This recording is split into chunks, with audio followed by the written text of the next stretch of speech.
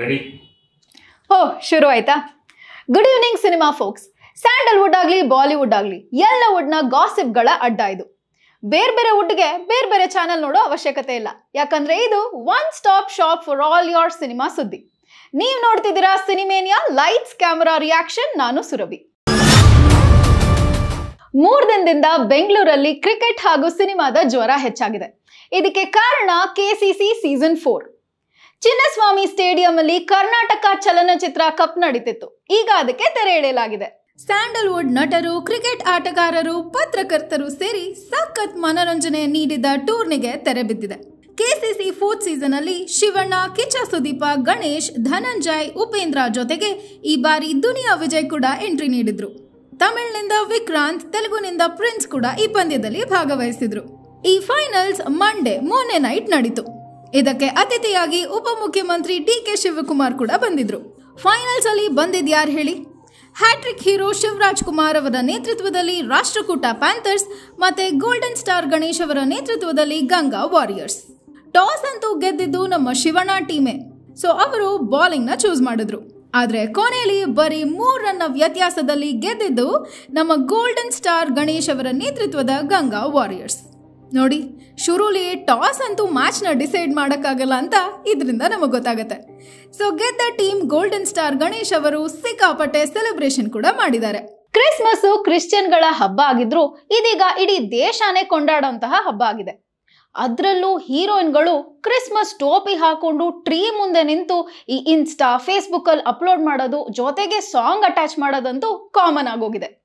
ಹೀಗೆಲ್ಲ ಇರ್ಬೇಕಾದ್ರೆ ನಮ್ಮ ಸಪ್ತಸಾಗರದ ಆಚೆಯಲ್ಲೋ ಹೀರೋಯಿನ್ ಆದ ರುಕ್ಮಿಣಿ ಅದೇ ರೀತಿ ಪೋಸ್ಟ್ ಮಾಡಿದಾಗ ನೆಟಿಸನ್ಸ್ ಕೋಪ ಯಾಕೆ ಮಾಡ್ಕೊಂಡ್ರು?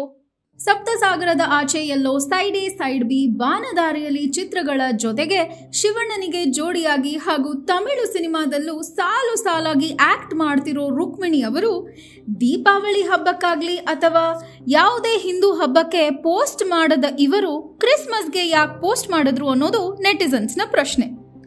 ಜೈ ಶ್ರೀರಾಮ್, ಹರೇ ಕೃಷ್ಣ ಅಂತೆಲ್ಲ ಹಾಕಬಹುದಲ್ಲ, ಹ್ಯಾಪಿ ಕ್ರಿಸ್ಮಸ್ ಅಂತ ಹಾಕಿರೋದು ಫ್ಯಾನ್ಸ್ಗಳಿಗೆ ಕೋಪ ಬಂದ ವಿಷಯ. ಯಾಕಂದ್ರೆ ಅವತ್ತು ಗೀತಾ ಜಯಂತಿ ಅಂಡ್ ಹನುಮ ಜಯಂತಿ ಕೂಡ ಇತ್ತು.